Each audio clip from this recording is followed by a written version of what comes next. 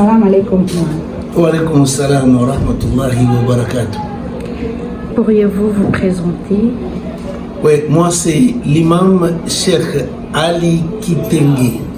Cheikh Ali Kitenge, l'imam principal de la mosquée Cheikh Hamdan bin Rachid, qui est située derrière le palais du peuple. Imam, pourriez-vous nous dire en ce qui concerne le ramadan, c'est quoi d'abord le ramadan? Bon, le ramadan d'abord c'est le jeûne. C'est le jeûne de mois qu'effectue le musulman. Et ce jeûne-là est parmi les piliers de l'islam. Et dans l'islam, nous avons les 5 piliers. Et parmi ces piliers, il y a le jeûne du mois de Ramadan. Donc les musulmans du monde entier, à ces moments ici, sont en train de jeûner. Et ici, le jeûne se trouve dans le calendrier, à 9e mois du calendrier lunaire. Et le Dieu Tout-Puissant nous dit dans le Saint-Coran, il dit quiconque voit les croissants des mois de Ramadan doit jeûner. Et donc, lorsque il y a l'apparition du croissant du mois de Ramadan, le musulman du monde entier doit jeûner.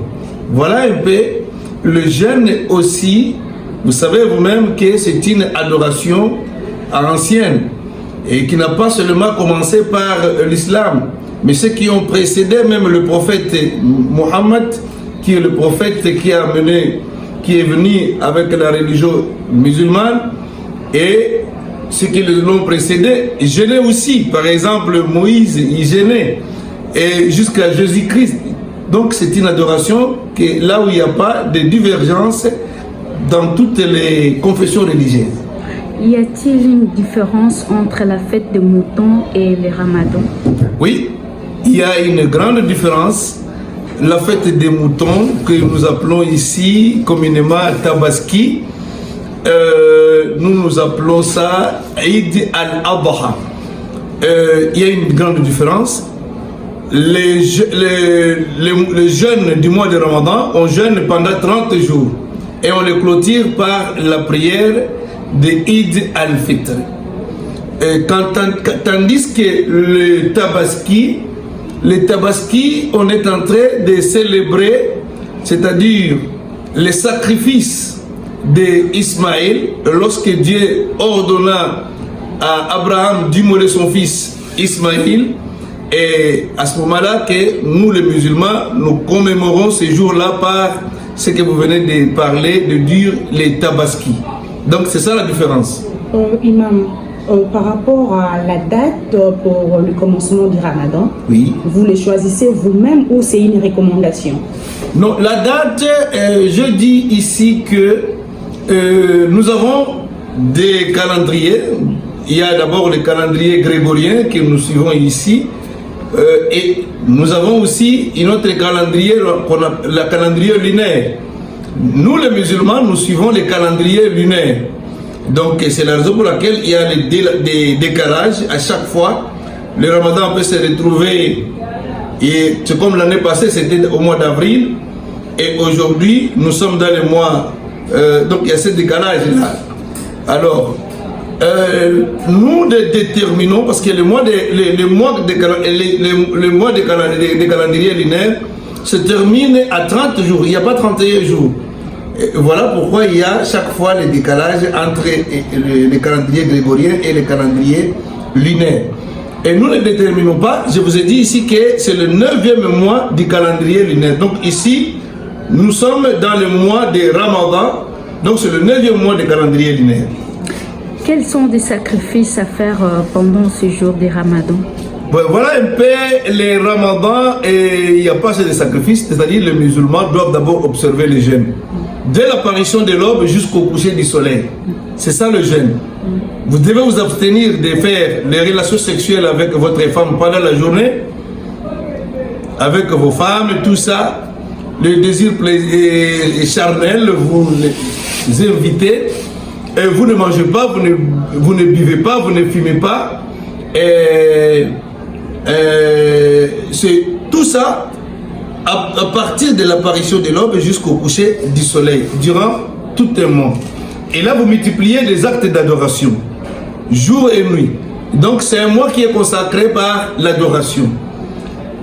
Et vous vous abstenez de faire le mal. Et donc, c'est comme une formation spirituelle pour les croyants. Donc, un croyant apprend pendant ce mois de ne pas injurier, de ne pas faire du mal à qui que ce soit. Donc, il doit avoir un comportement digne qui plaît à tout le monde.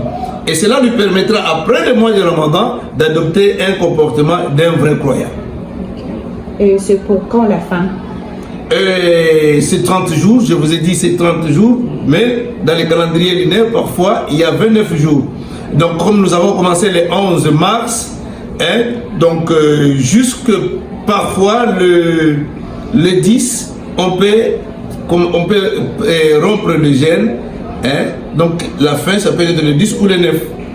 Et pour les gens qui ne comprennent pas le mot Ramadan, que dites-vous par rapport à ça?